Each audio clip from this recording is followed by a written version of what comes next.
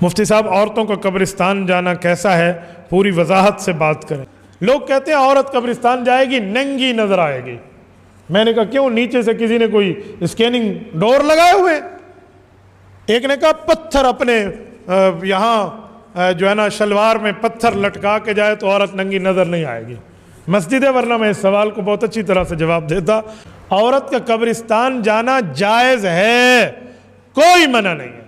جو منع ہے اس کی وجہ ہے، وہ یہ ہے کہ وہ عورتیں ادھر جا کر شرک کریں، وہ عورتیں ادھر جا کر اونچا روئیں پیٹیں شور شرابہ کریں، گریبان کھولیں، بال نوچیں اور جو ہے نا ماتم شروع کر دیں۔ یہ قبرستان میں دنگا فساد، یہ حرام ہے، ناجائز ہے، منع ہے، اس لیے عورتیں نہ جائیں۔ لیکن کوئی عورت اس طرح نہیں کرتی، سنت کی پابند جا کر، پردے کی پابند جا کر اپنے ابے کی قبر پہ جاتی ہے، امی کی قبر پہ جاتی ہے، خاوند قبر پہ جاتی ہے، بیٹے بھائی کی قبر پہ، بیٹی قبر پہ جاتی ہے، صرف آخرت قبر پہ جاتی ہے آخرت کی یاد لینے کے لیے، تو جائز ہے، منع نہیں ہے۔ کنت نہیتکم عن زیارت القبور فزوروها فانها تذکر الاخرہ، اللہ کے رسول نے فرمایا میں نے تمہیں قبروں پہ جانے سے منع کیا تھا، اب جاؤ، میں تمہیں اجازت دے رہا ہوں، اس سے آخرت کی یاد آتی ہے۔ تو بھائی یہ کام کوئی مرد کرے تب بھی نہ جائے۔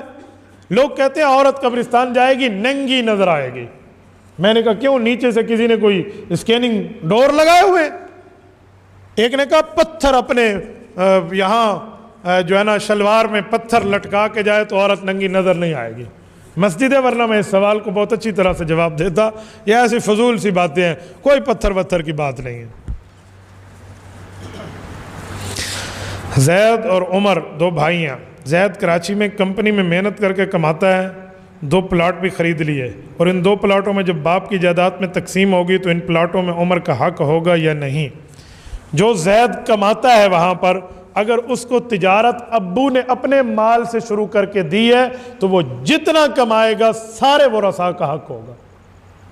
اگر اس نے اپنے پیسے سے کمائی کی ہے، اپنے پیسے سے کاروبار شروع کیا، اس میں ابا جی کا کوئی دخل نہیں ہے، وہ اس کے اپنے ہیں، چاہے 1 لاکھ پلاٹ خرید لے۔ ابے والے کاروبار کو جتنا آگے بڑھائے، چاہے صبح 4 بجے یہ دکان پہ جائے اور ایک بھائی دن 2 بجے جائے، وہ اس کے برابر کا شریک ہے، کیونکہ ابا جی نے کام شروع کیا۔ ٹھیک ہے، اپنا پرسنلی ہے تو پرسنلی ہے۔ کچھ لوگ غلطیاں بھی کرتے ہیں پھر روتے بھی ہیں، اچھائیاں بھی کرتے ہیں اور بڑا دل بھی کرتے ہیں پھر چھوٹا بھی ہو جاتا ہے۔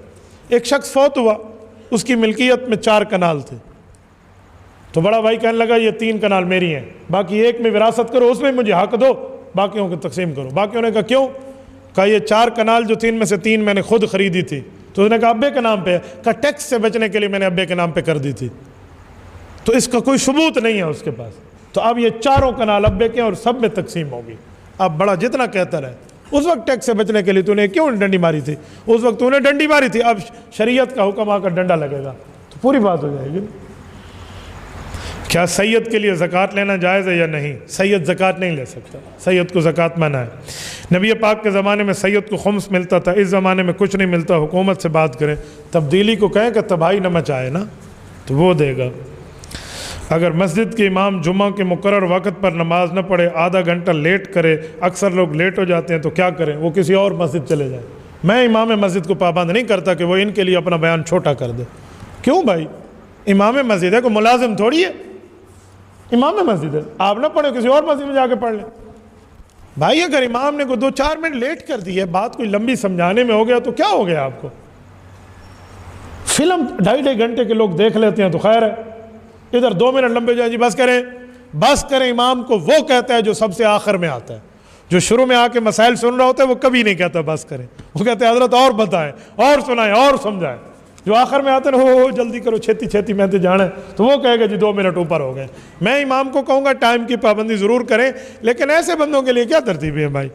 اس کا معنی ہے وہ جمعہ نماز میں امام پر کوئی احسان لگانا آتے ہیں۔ حضرت صاحب کیا عورتیں پیر کی بیعت ہو سکتی ہیں؟ جی ہاں، خواتین پیر کی بیعت ہو سکتی ہیں، لیکن خواتین پیر صاحب کی بیعت ہو سکتی ہیں، لیکن اس کا یہ مطلب نہیں ہے جیسے مرد کو ہاتھ میں ہاتھ ڈال کے کہتے ہیں جی میں داخل ہوتا ہوں سلسلہ چشتیہ نقشبندیہ، عورت یوں نہیں ہے۔ عورت کے لیے تو اونچی آواز بھی نہیں ہے، مرد ایک طرف بیٹھ کے ان کو کلمات کہلا دے تو بھی ٹھیک ہے۔ یا رسول پاک علیہ السلام کے دور میں پانی میں انگلیاں ڈال کے اللہ کے رسول جو بیعت فرماتے تھے، وہ عورت پانی عورتوں کے پاس جاتا تھا، وہ بھی انگلیاں ڈال دیتی تھی تو بات ہو جاتی تھی، بیعت ہو جاتی تھی۔ اس طرح کی ترتیب تو ہے، یہ ترتیب نہیں ہے جو آپ نے سمجھ لی ہے، جو عام طور پہ لوگ سمجھاتے ہیں کہ پیراں کو لوگ گھر کوئی پردہ نہیں ہوتا۔ ٹھیک ہے، یہ جو سمجھتے ہیں نا کہ پیر صاحب سے کوئی پردہ نہیں ہو، کیوں بھائی پیر صاحب سے کیوں نہیں ہوتا؟